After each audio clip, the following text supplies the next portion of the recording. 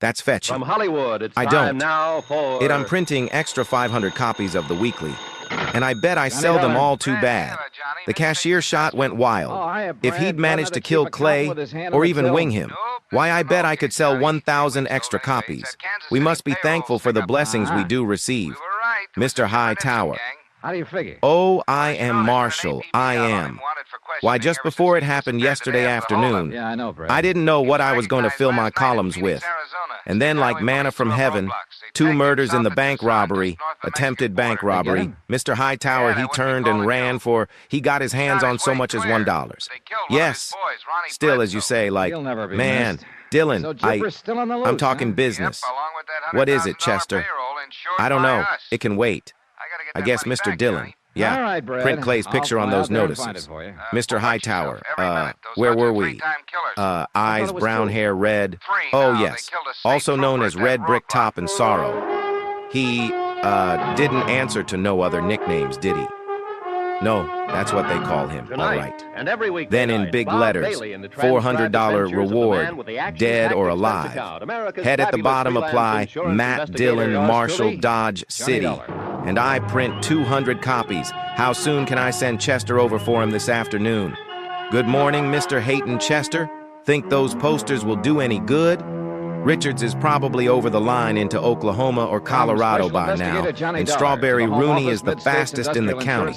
He has no money. He panicked and ran out of the bank before he got a penny. I think he'll try to get help from his wife or brother or a friend. The first chance he has may be tonight. I say he's around here somewhere. I'm sorry I turned on you like that. Just well, that's all right, Mr. Dillon, out all night with a posse. No sweet man's bound to touch it. No, it's not. They call us flat-footed, Dollar. That's how they happen to get away with it. How do you mean, Lieutenant? We flashed the red light on them, and they slowed down and rolled up to us like they were going to stop. The car was a different make from the one they'd supposedly been seen in. We found later they'd stolen another one in Phoenix. I see. Then when we threw the spot on them, we saw just the one man, the driver. Turned out the others were down on the floor. How many were in the car? 4, apparently. 3 afterward. I shot one of them. They threw his body out a half-mile down the road. I may have hit another one. I'm not sure. That figures. A tip-off from Kansas City named Jipper, Nitzen, Ronnie Bledsoe, and 2 unidentified. Yeah, and Bledsoe's the one who was killed. Nitzen and the other 2 got through. You said they slowed down as though they were going to stop. What happened? Oh, there's no excuse, Mr. Dollar. We were careless, that's all. But you get so many false alarms, mistaken IDs. And to make a car, the whole setup, it didn't seem to fit. You can't be wound up ready to pitch all the time. Well, we paid for it, Ben with his life. I was luckier. I got off with this bullet burn on the side of my head. Hey, you never know. Check. Well, anyway, the boys on the floor of the car came up shooting. One of them with a Tommy gun. They used the Tommy gun in the stick-up. That's how the 2 guards in the armored truck were killed. It's a rough weapon, Mr. Dollar. Ben dropped on the first burst from it. Didn't even know what hit him. I got this scratch from a pistol bullet. Saved my life, I guess. It flattened me before the Tommy gun picked me up. Then the driver slammed into second, and they skidded past on the shoulder. I hauled up my gun and emptied it at him before I passed out. Hitting that fellow Bledsoe was sheer luck. Any trace of them at all since they broke clear? No. They had a little luck themselves. As I said, I passed out, and it was 20 minutes before a car came along the highway. Or before one stopped, anyway. I think several probably passed, scared to get mixed up in something. Oh, that's understandable. Then the fellow that picked me up took me 15 miles up the road to an emergency first aid station. All in all, it was over an hour before the report got to Highway Patrol headquarters and they could get new blocks set up. And Nitzen and his boys could have covered a lot of ground by then. Sure, that's it. Here's a map of the southern Arizona area from here to the border. Mm-hmm. Here's where they hit us. We had the roadblock there at the junction. I see. From there south to the border, there's no through road branching off, just some dead-enders. Or like the Arivaca road that loop back and connect into the highway again. What about the border, Lieutenant? According to the Mexican customs officials at Nogales, the car didn't show up there. And I'm inclined to buy that. With the rear window shot full of bullet holes, it would have been pretty conspicuous. And as I understand it, it hasn't turned up anywhere else. Nope, so far we haven't been able to find it. Of course, they had the advantage of an hour's head start. Well, that's it, Mr. Dollar. They could have doubled back. It could be in New Mexico, northern Arizona, California, 1,000 places. On the other hand, though, they couldn't have known they'd have that hour's start. What do you mean? Well, they couldn't have known they'd killed your partner and left you unconscious. You were still shooting at them when they gunned away from that roadblock. All they could reasonably suppose was that you'd be reporting in by radio 2 minutes later. What are you getting at, Mr. Dollar? Well, if that's what they did suppose, then they wouldn't try any doubling back. And yet they didn't reach the border down here at Nogales. But there's no through road that connects into that 20-mile stretch of highway. All right, so maybe they're still bottled up right in that section. I don't see how. We've been over it half a dozen times. In cars, horseback, helicopter. We're still checking it. I'm just about ready to cross it off. Well, logic says that's the most probable place they'd be. Can logic find them, Mr. Dollar? It might, combined with a whole lot of luck. You got something in mind? Well, I don't know. I was wondering if a civilian, so to speak, might have a better chance of stumbling onto them. They'd be on the lookout for the official search parties. You being the civilian. That's what I sort of had in mind. They're pretty rough lads. Hey, tell me something. Do you get a lot of rock hounds around here, amateur geologists, uranium hunters? If you're not careful, they jump out from behind the cactus and stake a claim on your watch dial. Easterners, some of them, I suppose. Tenderfeet, I guess you'd call them. Not some of them, most of them. Then one more wouldn't exactly create a sensation. No, he wouldn't even be noticed. Is that the angle you're thinking of? Unless you know a better one. No, it's not bad. Well, do you know where I can get fixed up with an outfit? Go to Dave Bright's Sporting Goods on South Stone Avenue. He'll give you that dude look about as cheap as anybody. Just tell him I sent you. All right. And, don't get too far away from civilization, Mr. Dollar. Any special reason? Yeah. I may want to contact you to let you know the Nitson gang's been picked up in Portland or in Butte, Montana. Maybe. But I wouldn't count on it.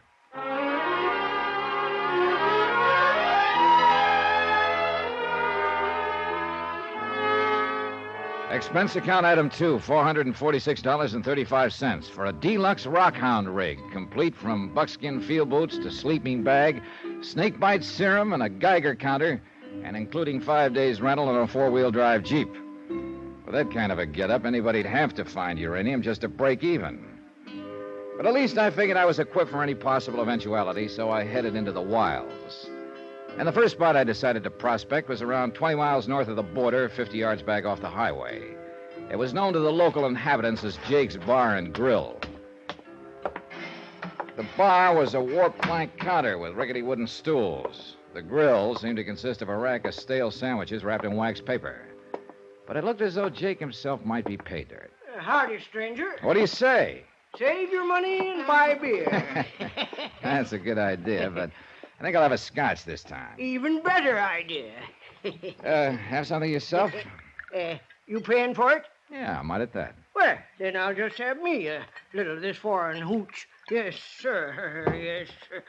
Well, here's biting a rattlesnake. Check. Scotch. Well, you figuring to find yourself some of that there uranium, are you? Yeah, might. How'd you guess? Them duds you're wearing come from Dave Bright's place. Sunday mining clothes, we call them. No offense. Oh, I'm hard to offend.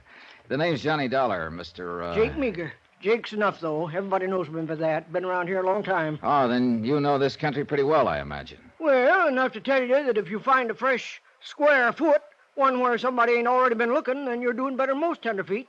No offense there. It's just a way of talking.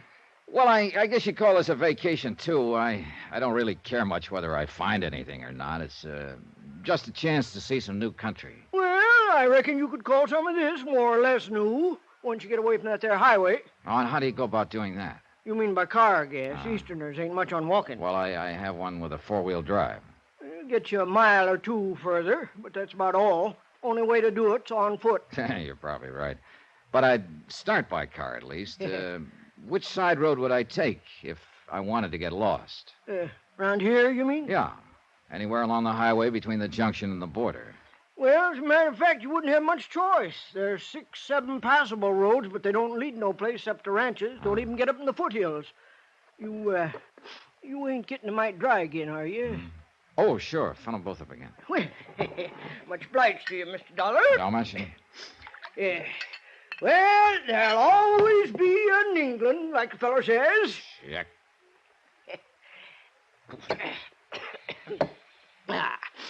Oh, yeah, about them roads. Now, the only one that might fit the bill for you is Santa Rita Summit Road. Oh, I think I remember that on the map. Yeah, on a map. Well, It leaves the highway about 3 miles down, then runs 14 miles back up into the Santa Rita mountain range. It doesn't connect on through? No, dead ends, couple of miles past Primrose Camp. None of these here roads go no place. That's what I've been telling them state police for 2 days. They've been looking for some stick-up fellas. I reckon you heard about that. Oh, yeah, I did. Why, them fellas would be out of their minds to take one of them there side roads. Ain't no place they could go to on them. Oh, it sounds logical, all right. You ask me, them fellas jumped the border somehow. That's how come they was down here in this part of the country to begin with. Oh, you're probably right, Jake. Anyhow, you think this Summit Road might get me off the beaten path, huh? Well, it's your best bet around here. It climbs up into the pines. It hits 6,000 feet at Primrose Camp. It's in good shape, too. Used to haul ore out over it a few years back. There are mines up in there? No. They're all worked out now. Oh, few little high graders scratching for pennies. But the big stuff's gone, for the time being at least. Some folks figure it'll come back, but I ain't one of them. Well, what is this Primrose Camp? Pop Bardell's place, named after the old Primrose mine. Yeah, but what is it? Well, mixture of things. Why, Pop's probably been making more money there than he would if the mines did come back. He's got a filling station and half a dozen flimsy tourist cabins, lunch counter that his missus runs, little grocery store and souvenir shop his daughter Jenny takes care of. Oh, got a lot of things making income for him. What about customers with a place 14 miles up a dead-end road? Well, he gets a few. Enough. Picnickers and tourists in the summertime, hunters in winter, and fellows like you all year round come looking for this uranium stuff.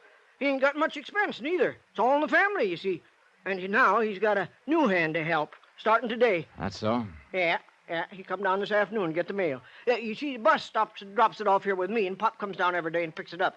I figure he likes a chance to get out of the sight of the missus for an hour. Sent this boy today. This new hand he's taken on. Well, not exactly a hand. He's Pop's nephew, so he said. Comes out of Tulsa yesterday. Oh, I see. Funny thing, though. He sure didn't have any Oklahoma accent. Jake, how old a boy is he? Well, hard to say. Between 25 and 30, maybe. A real close-mouthed sort of fella. Couldn't hardly get a word out of him. Uh-huh.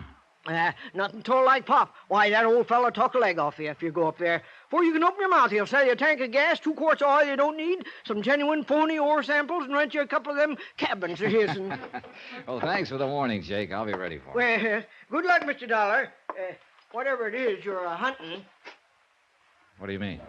Seen a lot of tenderfeet come hunting uranium, but you're the first one that wore a shoulder holster with a gun in it. No offense, you understand.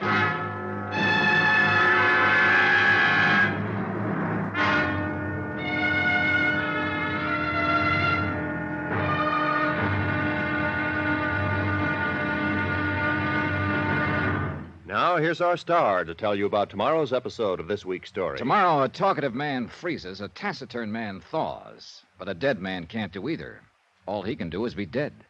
Join us, won't you? Yours truly, Johnny Dollar. Yours truly, Johnny Dollar, starring Bob Bailey, is transcribed in Hollywood. Written by Les Crutchfield, it is produced and directed by Jack Johnstone. Be sure to join us tomorrow night, same time and station, for the next exciting episode of Yours truly, Johnny Dollar. Roy Rowan speaking.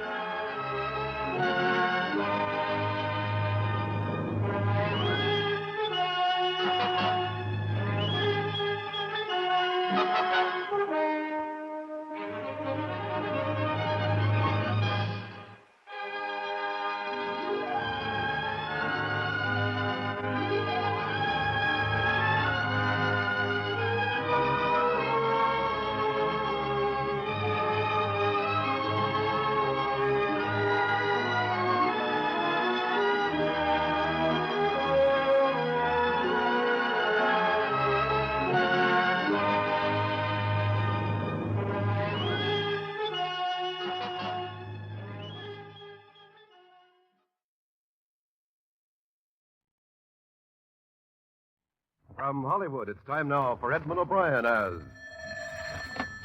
Johnny Dollar. Is this Mr. Dollar, the insurance gentleman? That's right. Well, this is Captain Lyle Woodstock. I was given a message that you had telephoned. Yes, I did. Your insurance company wanted me to look into this trouble with your wife. I wonder when I could see you. At your convenience. But it's not trouble yet. It's quite possible that nothing is wrong at all. Oh? I understood you were worried about her disappearance, that you hadn't heard from her in over a week. Isn't that it? Yes, but, well, I'll explain it all to you. But as I said, in spite of her absence, it's entirely possible that nothing is wrong at all. All right, Captain Woodstock. I'll be out to talk with you this afternoon.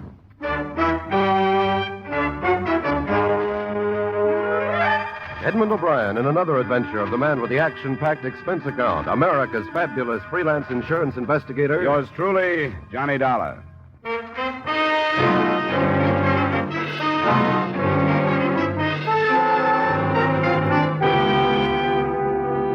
Expense account submitted by Special Investigator Johnny Dollar to Home Office, Washingtonian Life Insurance Company, Hartford, Connecticut.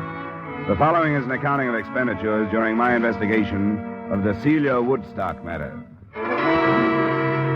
Expense account item 1, $25.50, car rental and mileage to the Woodstock home off the highway just east of Bridgeport. It was a large frame house, shuttered against the cold. Icy landscaping swept down to the shore, where an empty dock stood against the winter wind blowing across Long Island Sound.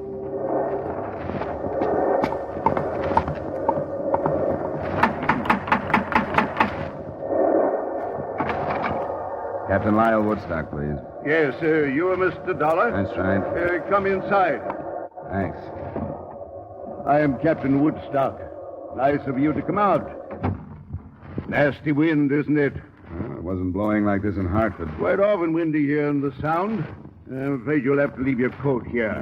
That's fine. I discharged the servants, all of them. Couldn't stomach their attitudes since Celia's departure. Come along. We'll talk in the library. How did you happen to turn to your insurance company, Mr. Woodstock? Yes, it would seem unusual, wouldn't it? It seems unusual that they would bother with it, unless they thought she'd met with bodily harm. But you told me you don't think so. Yeah, after you, Mr. Dollar. Thanks. I'm afraid I was guilty of a certain amount of deception when I spoke to Mr. At the Washingtonian Company? Miller, Sam Miller. Yes, Mr. Miller. Through a delicate choice of words, I'm afraid I intimated that I was frightened for Celia's very life. Sit down. Why the deception? Well, naturally, to interest them in the situation and with a purpose, Mr. Dollar. Couldn't you afford to hire a private detective? My good man, I've wasted a considerable amount of money doing just that. It was from the stumbling idiot that I received the news of Celia's disappearance. He was following her? He had been for a month, until he lost her. I'd entertained certain suspicions about Celia. What's this investigator's name? Slater. Mr. David Slater. He was recommended as the best in Bridgeport. Considering his dismal failure, you surely understand why I felt it necessary to turn to someone else. My insurance company struck me as a wise choice, since there's a large policy on her life. All right. I'll talk to this later. Now, will you give me everything you can on your wife, description, so on? Yes, they're on the table. I brought out a few photos. Brunette. Yeah. How old? 27. That one was snapped on Doctor's Cave Beach on Jamaica. Striking woman, isn't she? Yeah. This one was taken while we were anchored off Hilo last summer. You get around. Travel has its advantages, Mr. Dollar. Your boat? Yes, 64-foot schooner in drive dock at the moment. As a matter of fact, I met Celia because on an impulse, I put into Pia del Cuesta instead of Acapulco.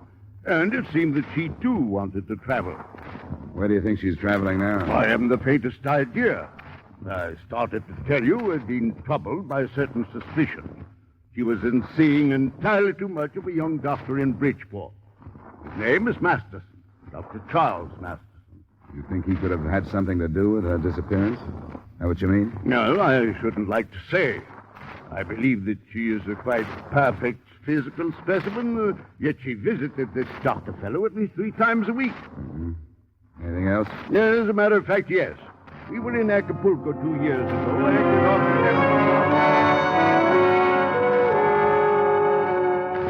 The rest of the story wasn't too far from typical, although I don't meet too many of the breed. A, the 55-year-old Woodstock, captain because he owned and gave orders on the schooner, had dedicated his life to what he called adventure. And B, the 27-year-old Celia had also dedicated her life to what she called adventure. The results were a number of voyages, and finally, Celia Woodstock's disappearance. Except for the doctor, I didn't learn what had gone on between.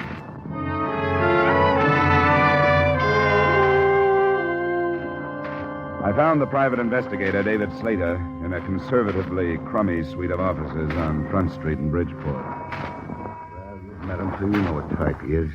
Yes, I followed his wife. What did she do?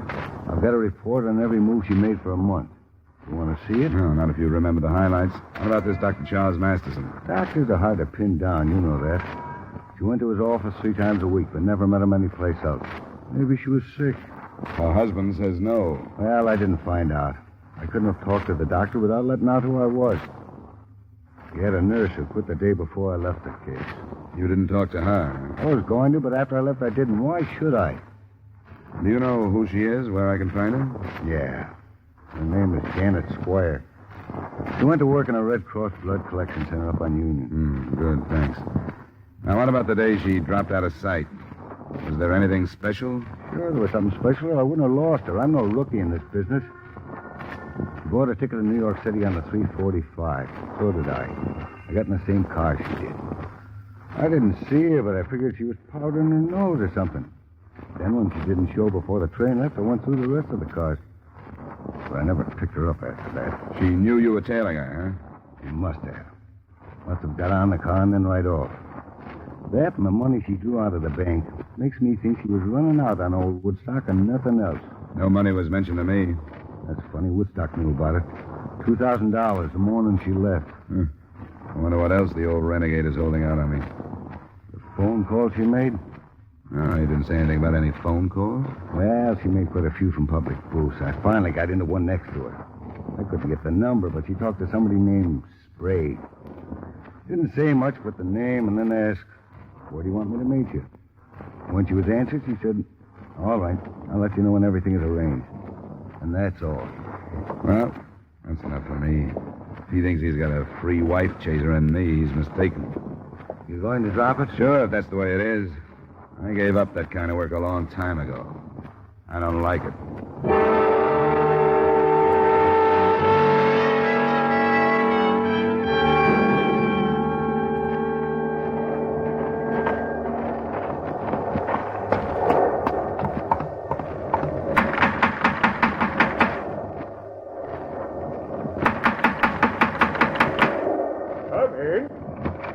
Stolica. Close the door. What's this? Where's Woodstock? Close the door. You do anything else, I'll kill you. What's happened? Who are you? Stay away from me. I smell cordite. You fired a gun. Where's Woodstock? He's gone. You come this way now. Move down the hallway. Why? I'll kill you if you don't.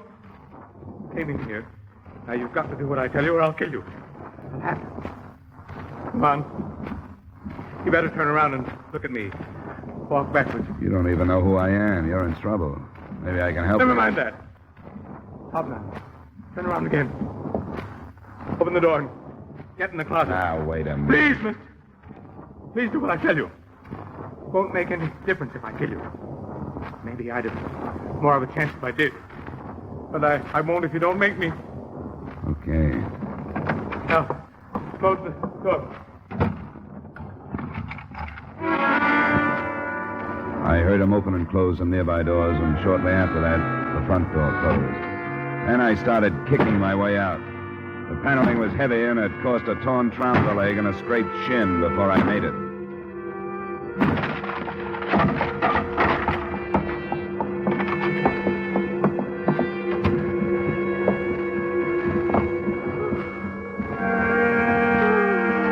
Mrs. Woodstock? Mrs. Woodstock? Hello? Hello, operator.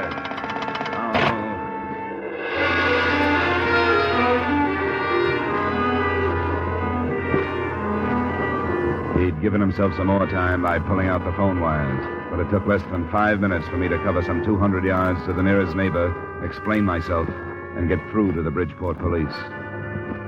A short time after that, I met Homicide Lieutenant Al Jester, and with him watched 2 ambulance attendants start Mrs. Woodstock toward the hospital. What's the condition, boys? Can you tell? It's bad, Lieutenant. Her right lung. No chance of a statement? We'll do what we can, Lieutenant. Well, I guess it depends on her, how hard or easy this thing is going to be. Yeah, but better not count on him. I've been disappointed too often. What else did Slater tell you? That's about all. She'd drawn $2,000 the day he lost her on the train. He said he'd heard her talking on the phone to somebody named Sprague about where to meet him and about some arrangements of some kind. Now, what about Slater? Is he clean? Well, if he isn't, he's careful and he stays out of trouble. I guess the worst thing I can say about him is that he does a lot of divorce snooping. Why? I just wondered. I had no reason not to believe his story. He said as far as he was concerned, the girl was running out on her husband. The more I saw of it, the more it looked that way to me, too. And I came out here to drop the case, and it blew up in my face. The man he described, could he have been this Sprague? Well, he could have. I didn't ask him. He was half crazy. If he was Sprague and I'd thrown the name at him, I'm afraid he'd have killed me. He was that bad. Can you describe the gun? Yeah. Cheap revolver, nickel-plated, short barrel, .32 caliber. You sure of that? Well, I guess a smart lawyer could keep me from swearing it was a .32, but it was. I'll take that. I got only one definite thing out of him. He said Woodstock was gone. That's all he'd say. Then he put me in the closet. I didn't hear him drive away. I was kicking up some noise getting through that door. But the people in the house where I phoned said they saw it leave. The next house that way. Oh, Sergeant. Yeah, Lieutenant? Next house towards town. People saw a car leave. Send a man over and get what you can on it, will you? Yeah, all right. They said they didn't hear any shooting. You didn't see a car when you got here? No, it must have been parked on the other side of the house. Well, I'll get it roped off. Yeah. Snow ought to hold some good prints of tires. Did I get the amount of the insurance on the victim right? $100,000? Lieutenant Chester. Yeah? You better go upstairs. They were shooting up there, too. Oh, where? In the hallway, toward the back.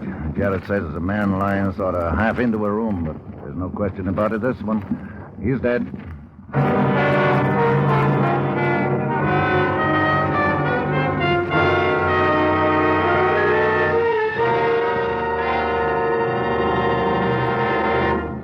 We will return you to the second act of yours truly, Johnny Dollar, in just a moment. Have you heard the new Sing It Again, the new comedy with Jan Murray as your host on the Coast to Coast phone? The new cash prizes for cracking the mystery of Sing It Again Phantom Voice. The new speed and color of the tuneful little riddle songs that make Sing It Again a Saturday night must for radio listening. Be listening for Sing It Again tonight on most of these same CBS stations. Now, with our star Edmund O'Brien, we return you to the second act of yours truly, Johnny Dollar.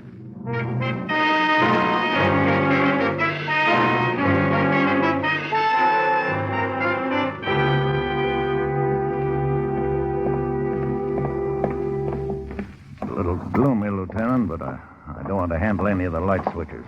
Right back there. Oh, yeah. I see. Woodstock. Let me see. Huh? That's who it is. Get some light on in the room. The shutters are all closed. Push the switch with something that won't hurt Prince. Yes, sir. Car key ought to do it. Shot from behind. Here's a gun on the floor, Lieutenant. That guy told you Woodstock had gone, Dollar. He couldn't have been more right, could he? Oh, I guess not. Well, let's get out of here until the photographers show up. Neither the photographers nor the fingerprint men, nor a thorough search of the house resulted in any progress. By the end of that first day, the description of the man I tangled with had been broadcast along with a possible description of the car he was driving. The police had also put out a futile search on the single name Sprague. And Celia Woodstock hadn't died, but she hadn't regained consciousness either, or shown any signs of recovery. I took a hotel room in Bridgeport that night where I'd be called if and when anything happened. Nothing did.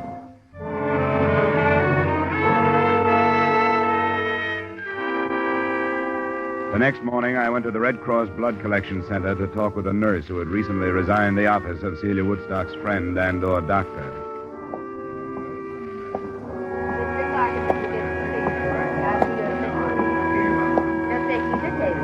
I'd come in with my mind tossing motives for murder around, motives of personal greed and selfishness and hate.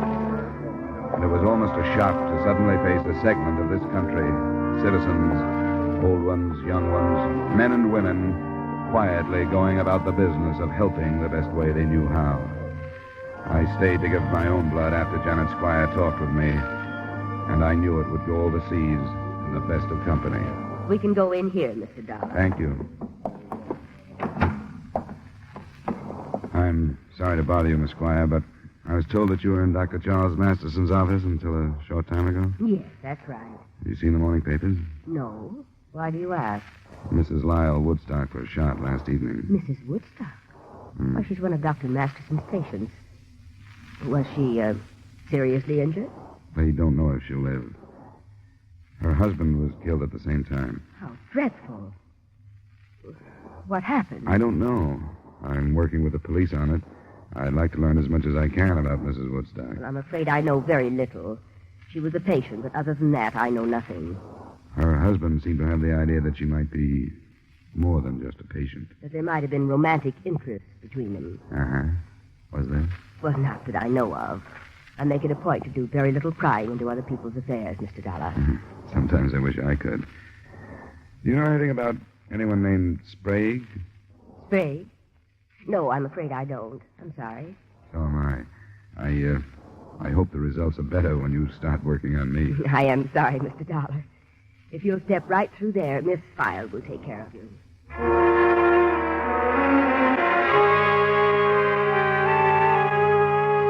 A telephone check with Lieutenant Jester about an hour later added nothing. He'd been in communication with Mexican authorities, but they were unable to come up with any leads on Celia Woodstock, or even proof that she'd been in the Acapulco vicinity 2 years ago when Woodstock had told me he'd married her. Homicide men were searching the captain's schooner, and they were still working on the name Sprague. I played my last card and went to see Dr. Masterson. I read about it. Tragic. But, Mr. Dollar, I'm sure you realize why my name mustn't be dragged into it. It won't be if it doesn't belong there, Doctor. Why, there was absolutely no basis for his suspicions. Whatever made him say anything like that? He had a detective following her. He had an idea she came to your office too often. Then why didn't he talk to her? He did. He said something about a sinus condition and heat treatments. That's precisely the truth. I resent your attitude, Mr. Dollar. That puts us on a par. Your attitude doesn't set so well with me. Keeping your name out of this case isn't as important as clearing it up, no matter what you think. But I know nothing about it. You must have talked to the woman as often as she was here. You must have become fairly well acquainted. No better acquainted than with most of my patients. Well, I don't ask for any more. What did she talk about? Why, the conversations were unimportant. She talked about her travels. They'd come here from Florida to have some work done on their yacht. She talk about her husband? Yes, occasionally. General things. Like what? I realized that he was much older than she was, but that she was quite satisfied with their marriage and their life together. That's what makes his suspicions of me so ridiculous. She was happy with him. Never anything about unhappiness, about leaving him? No, they were planning on a trip to South America in a few months. Dr. Masterson, did she ever mention anyone named Sprague? Sprague? Yeah, Sprague. This is one of the strangest things that's happened to me in a long time. Why? She went to pieces because of that name. Completely and helplessly to pieces. Just before she stopped coming for treatment. What happened? The last visit she made, the afternoon about a week ago. Someone telephoned and asked for a Mrs. Emil Sprague. My nurse and receptionist called in and asked if Mrs. Sprague could answer the phone. Was the nurse Miss Squire? No, she just left me. It was Miss Hall, who didn't know my patients by name. But when Mrs. Woodstock heard the name Sprague, she went into hysterics. I gave her a sedative. When she was calmed, I wanted to ask her about what had happened. But, well, I didn't. There was something about her that begged me not to. I decided to wait until she came back. But she never did. Well, it's Emil Sprague now. I'm sorry I was hesitant, Mr. Dollar.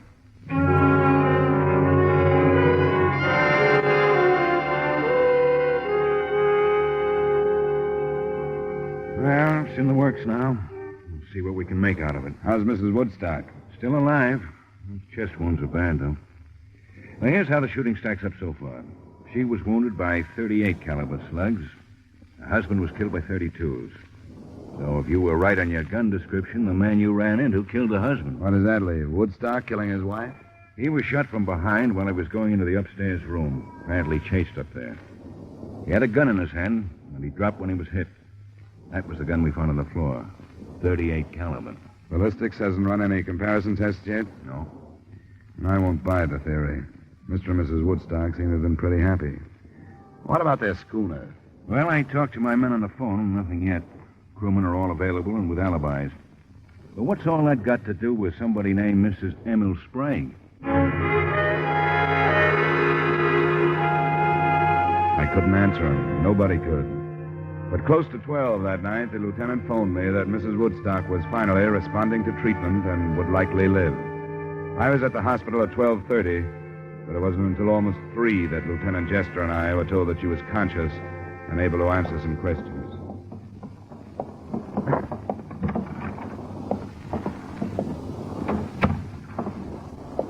Good morning, Miss Woodstock. Feeling better? My name is Lieutenant Jester. This is Mr. Dollar. Hello, Mrs. Woodstock.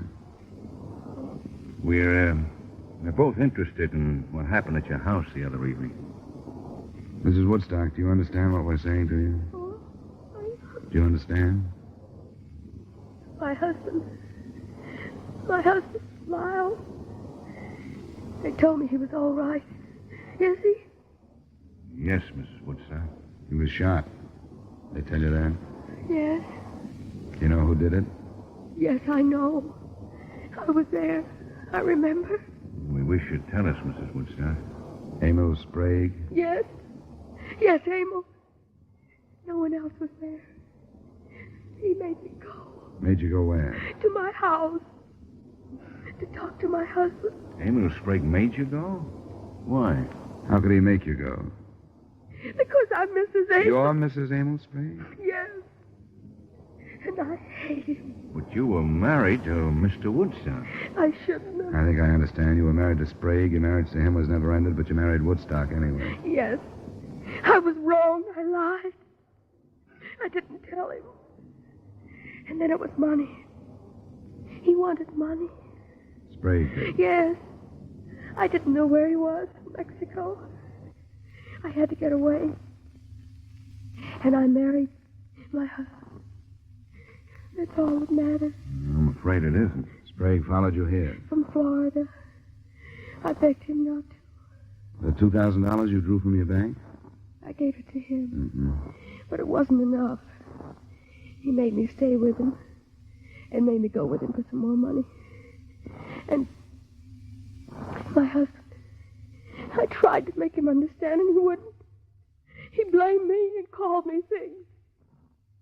He went to the drawer. Oh, why didn't he shoot Emil instead of me? Are you sure of that? Woodstock shot you? Going to the drawer. I remember. Turning around with a gun. And that's all. Do you know where Sprague would go? What happened? Why did he? What does my husband say? He hasn't said anything. Evidently, Sprague chased him upstairs, shot him there, and left. Do you know where he'd go? Back to Florida. No, we don't think so. We've got a good description of him and the car he was driving. We think he's still in Bridgeport someplace. You said you were with him. Where? He had a room on Commercial Street. 713. Rooming house? No, it's a big building. Apartments. Now, which one is Sprague? It's, number 12 on the second floor. Does he have a phone in the room? Yes. Pleasant 2132. Well, thank you. We won't bother you anymore. Thank you, Mrs. Woodstock. I want to help my husband. I'll do anything I can. I want him to know that. We'll tell him, Mrs. Woodstock. It's a little after 3. Rogers' trucks are going to be rolling on Commercial Street before long. Think Sprague will give us trouble? Yeah. If he's been holed up since the shooting, I think he's probably farther off as not the one I saw him. We might slip on him this time in the morning. I'll get some men started out there. You better come with me. Sure. I'll need you to identify.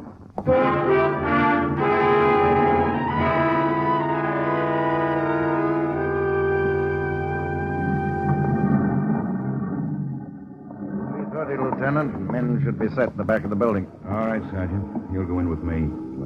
Don and I took a look at the floor. It's that corner one up there. There's a door to another room right across from here, so we want to keep him from firing if we can. We didn't warn anybody because we want to keep it quiet. Hope it stays that way. All right, Sergeant. Let's go across. Good luck. Lieutenant, the window. He's onto it. We'd better go on across. He's onto it. He's been watching at the window. I saw him move. Well, you better see what you can do on the phone then, Dollar. The phone? We thought if you couldn't catch him off guard, we'd try and talk him out. There's a payphone in the hallway.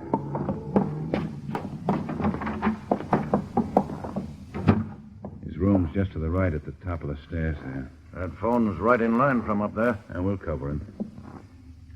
Okay, Dollar, if you're ready.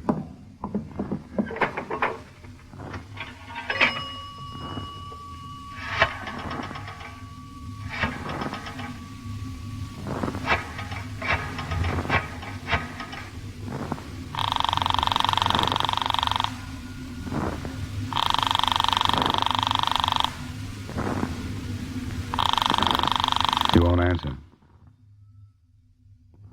It's ringing. I can hear it upstairs. He'll do something with it. Hello? Hello, Sprague? Yeah? We just got a complete statement from Mrs. Woodstock. You blackmailed the works. She's alive? Yeah, and she's going to make it. I thought she was dead. I saw her fall. I killed him because I thought she was dead. If I'd known, I wouldn't have killed him. I should have found out. You should have done a lot of things. What we want you to do right now is to give yourself up without any trouble. Every door in the building is covered by police. You won't get out if you try. We want you to come out of your room and down the stairs with your hands out where we can see them. You understand that? Are you listening to me? Come on, Sprague. Come on out and make it... Stairs, look out. Get down, Dollar. Stay there, Sergeant.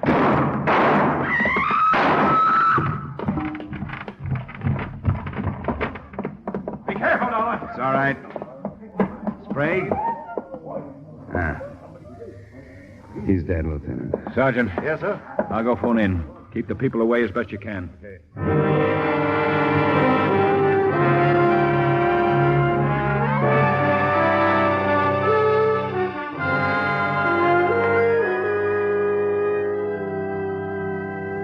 Expense account item 2, $45, miscellaneous, hotel, meals, etc.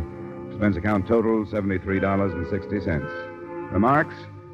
I understand the lawyers for the Woodstock estate are already measuring ways and means to cut the bigamous wife out of the estate.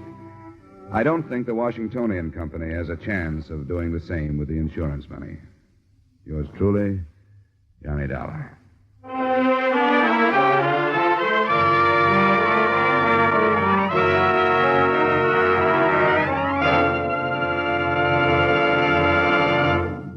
Yours truly, Johnny Dollar, stars Edmund O'Brien in the title role and is written by Gil Doud with music by Wilbur Hatch.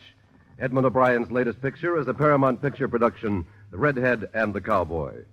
Featured in tonight's cast were Francis X. Bushman, Jim Nusser, Ted Osborne, Lorraine Tuttle, Bill Johnstone, Tudor Owen, and Ray Hartman. Yours truly, Johnny Dollar, is produced and directed by Jaime Del Valle.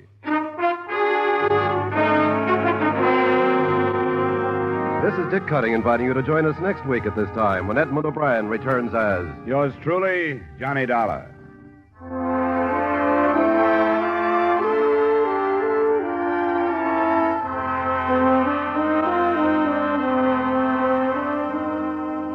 There's a very charming, very amusing young couple to be found at CBS, the Star's address, every Saturday evening.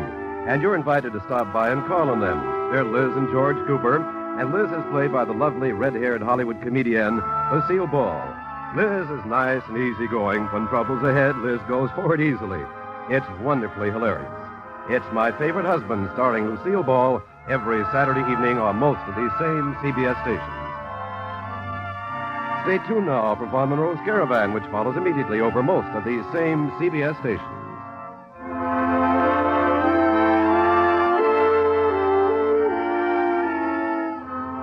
This is CBS, where you laugh at Jack Benny every Sunday night, the Columbia Broadcasting System.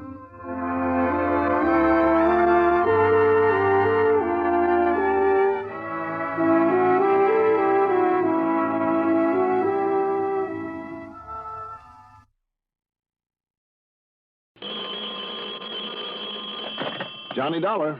I am thy father's spirit, What? Doomed for a certain term to walk the night.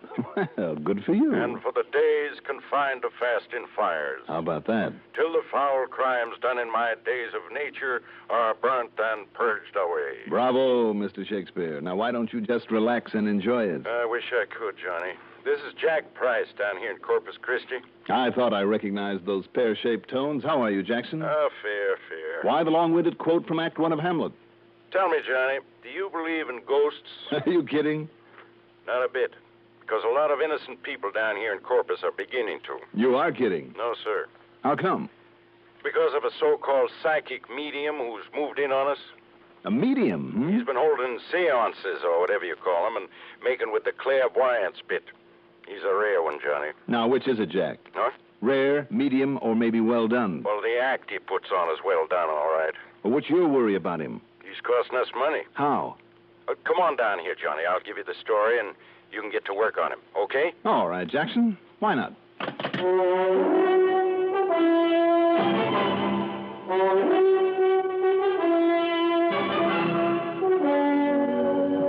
The CBS Radio Network brings you Mandel Kramer in the exciting adventures of the man with the action-packed expense account.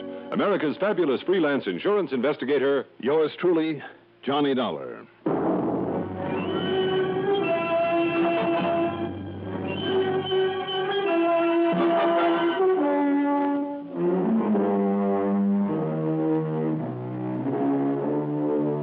Expense account submitted by Special Investigator Johnny Dollar to Tri-Western Life Insurance Company office in Corpus Christi, Texas. Following is an account of expenses incurred during my investigation of the medium rare matter.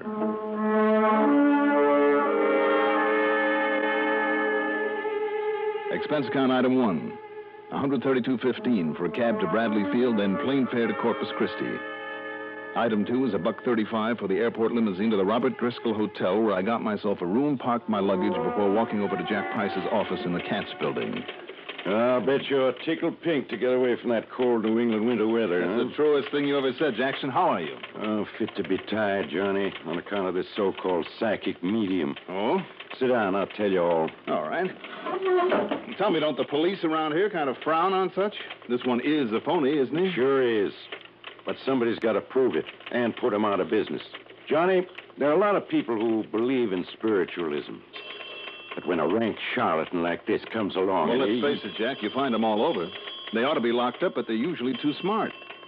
Now, let's have the story. Well, first off, he operates out beyond the city limits. That's why our Corpus Christi police are helpless. Yeah. His name is Udi Vishnu.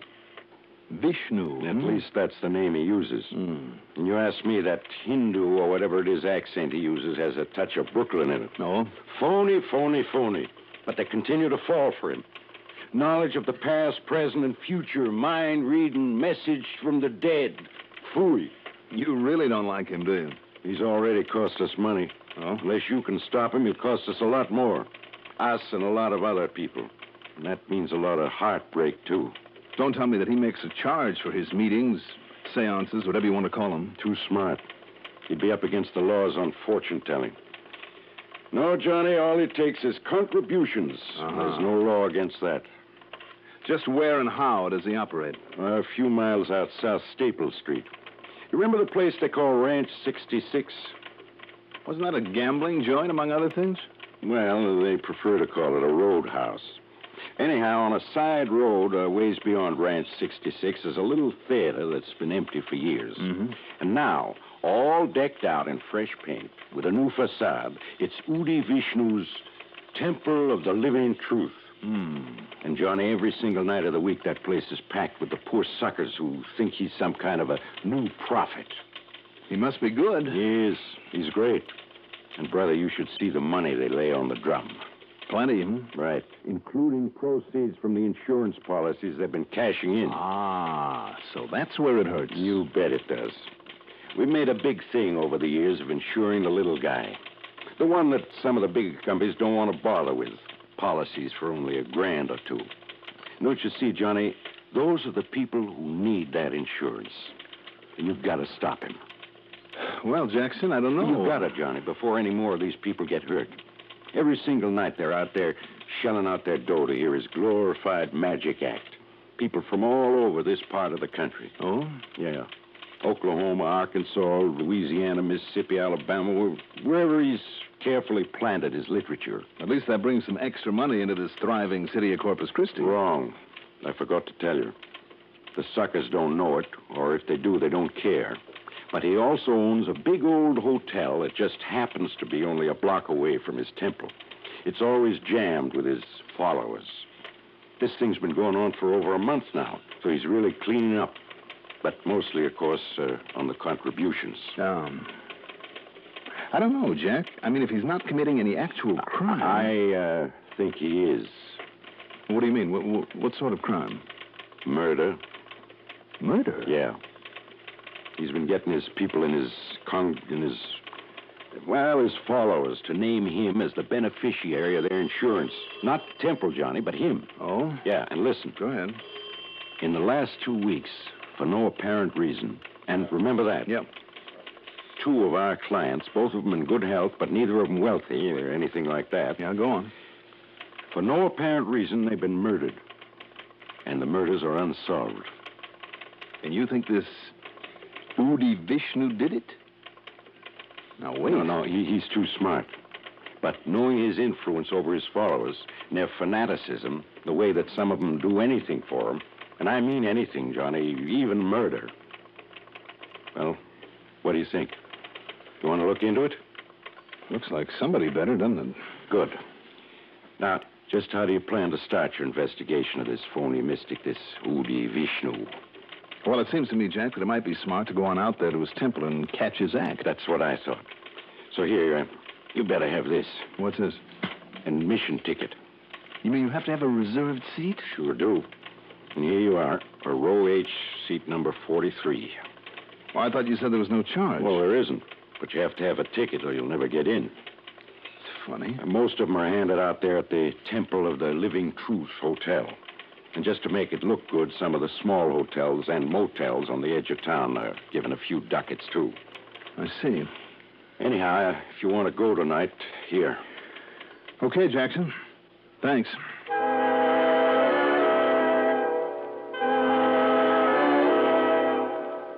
Item 3, $50 deposit on a rental car. By the time I'd got it and going back to the Robert Driscoll to freshen up, well, item 4 is $6.80 for a cocktail and a leisurely dinner. Then I drove out to the Temple of the Living Truth. Literally scores of people were standing around begging to be let in. But only those with tickets for reserved seats were admitted. And remember that. Reserved seats. The audience, or rather the auditorium, held something over 100 people. And the house was packed. The wide, shallow stage was hung with gray velvet drapes and was bare, except for a sort of reading stand or lectern. There were steps leading from the audience to stage center. And Jack had been right. Most of the people gathered there looked like rather poor folks. The very kind most likely to be taken in by this self-styled mystic. My ticket stub said the service would start at 8:30. At exactly 8:27, the lights were slowly dimmed except for a blue spotlight that shone on the lectern and on the steps that led up to it. And from somewhere came the recorded music of an organ. Low, haunting, mysterioso. The crowd grew silent. They all leaned forward expectantly. And then at 8:30 on the nose, from one side of the stage into the spotlight, glided Udi Vishnu. I'll say this for him. He cut a mighty impressive figure. He was tall, with curly chestnut hair and a smart, short beard. Brown eyes that were set deep in their sockets, but that almost seemed to glow in the spotlight. His face rather pale and wan, like that of someone who has suffered. He wore a long gray robe bound in the middle by a cord that looked like gold. It reached to the tips of his gold-colored sandals. His hands were those of the artist, with long, slim fingers that barely gracefully curved as he gave the sign of a blessing. He simply stood there for a moment, his eyes raised upward, as a soft, almost imperceptible sigh passed through the crowd. Then he lowered his hand, and the music died out. As he looked out over the crowd, I realized that there was something almost magnetic in that gaze of his, almost hypnotic. Believe me, whatever it was, this man had it. And do you believe? We believe. And do you believe in me? We believe. And do you know that I, and I alone, possess the infinite knowledge? Yes, we know. Of all things then, and now, and forever. Yes. Then you know, my children, that through me, you too can be possessed of supranormal, supernatural powers, can share my unification with the omnipotent consciousness that rules the cosmic destiny of all mankind. My bond with the supreme intelligence, and you can gain psychic powers beyond belief. Know all things about all people. Yes. Now, these tremendous forces lie dormant within you. They must be aroused and developed, as only I can show you how. If you will uphold me, not only in worldly things, but in things spiritual. If you will believe in me, and show me that you believe, your lives will be successful, full, and complete. Yes. You know this. Yes. Then be silent. As I close my eyes, as I concentrate on someone here I have never seen before, but who will be the first tonight to be relieved of all worldly cares, who is one of the elect to share with me Yes, I see now a number. The number H41. Oh, it's me. Really? That's my ticket. My seat number. Oh, I'm sorry, mister. But see, it's the number of my seat. Yes, I see, miss, but no, wait a minute. I mean... Patience, my child, that I may speak. Oh, I'm sorry. In the eye of my mind, there comes a vision now. A farm in Oklahoma, near the town of Yes, El Reno, yes. Oh. And a little girl, perhaps 10 years old. Her name is Martha. Oh, that's my name. Martha Winter. Yes. And with her, a little dog. The dog. The dog she was not supposed to have. She never told her mother. His name was Skipper. Skipper. I'd almost forgotten. Then Martha's school. And Miss Albright. My teacher. But how could he know? Yes, who alone helped Martha decide not to run away from home. It's true. And now, when she got the call to come here to see me, but she left the car, an old one. It's blue. He's right. He's right. 43 U7418. Oh, that's the license number. But it's back in Oklahoma. Are you here, Martha? Yes. All you said is true. And do you believe? Yes. Do you all believe? Yes.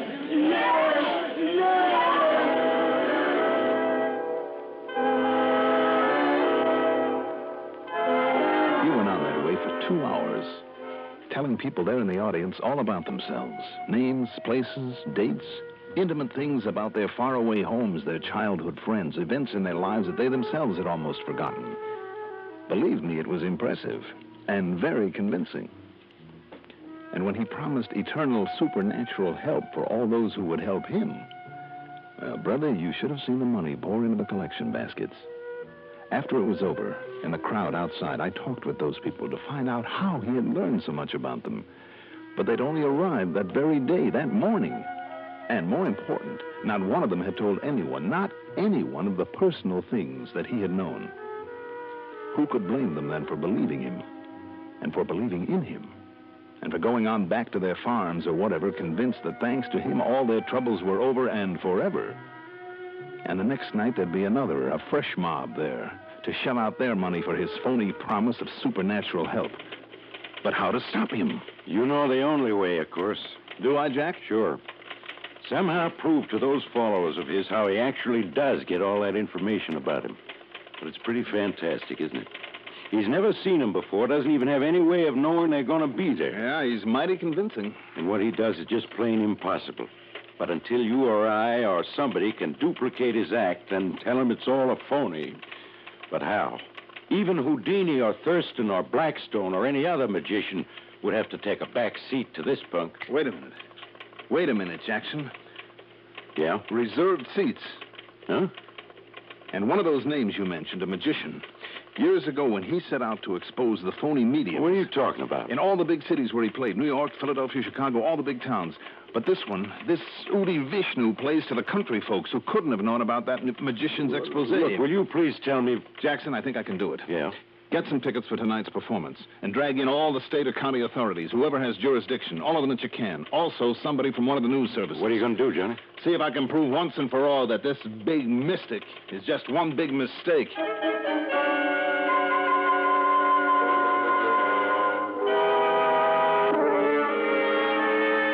The next few hours were about the busiest I ever spent. First of all, through a contact there in Corpus Christi, whose name I had better not mention, I got the answer to the one key question in my mind. Amount of the latest monthly phone bill paid by the Temple of the Living Truth Hotel. Then, on the excuse that I wanted a reservation for the night, I paid a visit to the hotel. Needless to say, all the rooms were taken, but I sneaked a good long look at the register, and sure enough, beside the name of each guest were the two things I needed to know: home address and ticket number for the night's meeting. Only let's call it performance now. Then back in town, I ran up item 4, $121 in telephone calls. I know, a lot of calls, but very necessary ones. Then, I don't know where and how Jackson got the tickets, but he did.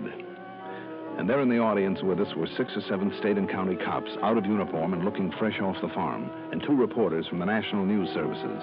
Again, the house was full. Again, the dim lights and organ music. Again, the opening preliminaries. Do you believe? We believe. And do you believe in me? We believe. And do you know that I alone possess the infinite knowledge? Yes, we know. Of things then and now and forever? Yes. Yes, yes. Then when he had him in the mood, and again I say it was pretty impressive, then he began his demonstration. He was every bit as good as he'd been the night before, and by the end of an hour he had them with him all the way. Finally came the break that I'd been waiting for when he called out one of the numbers on the list that I had compiled.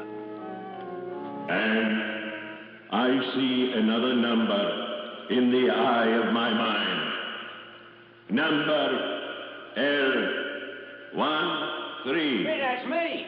It's my seat number.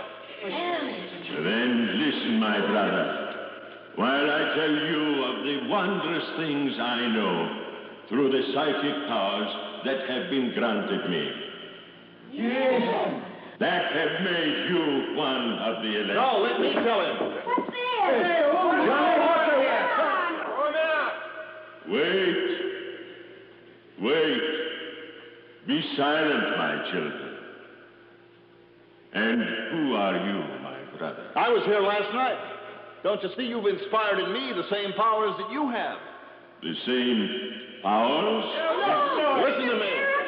Listen to me. Let him speak. seat number L13. Have you ever seen me before? No, I haven't. Wait, my Of children. course you haven't, nor have I ever seen you before, but that doesn't keep me from knowing all about you. About the Please. same kind of trickery that this Udi Vishnu has been using on you. Do not listen to him. Number L13. Your name is Martin Mefford. You came from Cotton Valley, Louisiana, car license number CFU 160. You're a plumber's helper, right? Yes. Oh, no. He has to give. He has to give. Please do not listen to this man. Mr. Mefford, you walk with a limp because you broke your leg when you were 6 years old when Tommy Parkins shoved you out of a tree. True. Do not listen to this Your man. teacher in the first grade, Miss Brewster, she promised you a book if you'd stop chewing your nails. Is that a fact? Yes. How do you know? I forgot it myself. I know by the same trick this crook has been using. My children. Seat number C41, Mrs. Nathan Parry. Yes. Your maiden name was Wilma Leonard. You were born in Asherton. You ran away to Austin when you were 14, and a little secret in your life. Well, listen, and I'll tell you. No. Stop this man. Stop him. Stop him.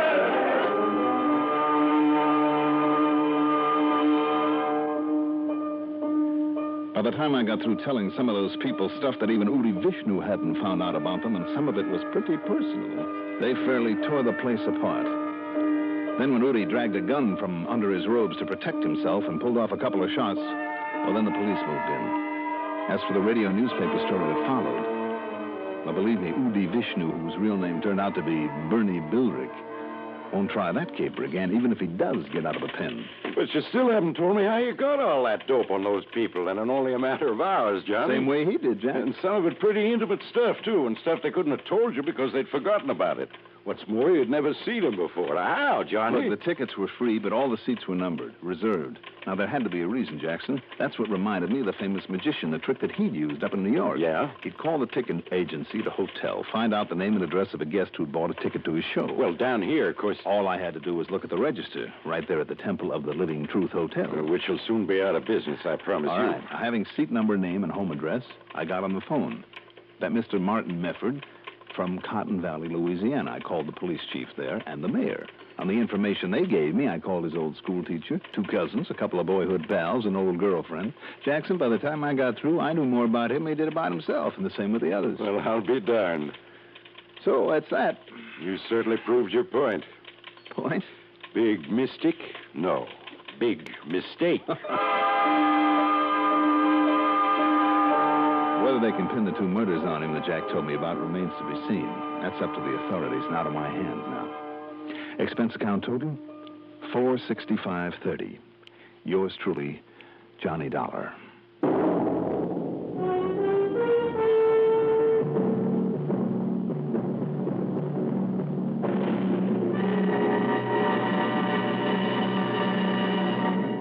Now, here is our star to tell you about next week's story. Next week, a nice, quiet little town in South Jersey that doesn't stay that way for long. Join us, won't you? Yours truly, Johnny Dollar. Yours truly, Johnny Dollar, is written by Jack Johnstone, produced and directed by Bruno Zerato Jr., music supervision by Ethel Huber. Johnny Dollar is played by Mandel Kramer. Featured in our cast were Maurice Tarplin as Jack Price, Dan Arco as Udi Vishnu, Evelyn Juster as the first woman, Bill Lipton as Martin Mefford, Tony Darnay as the second woman. Also heard in our cast were Guy Rep and Sam Raskin. Be sure to join us next week, same time, same station, for another exciting story of yours truly, Johnny Dollar. Art Hanna speaking. The #1 network for news, expanded CBS News on the CBS Radio Network.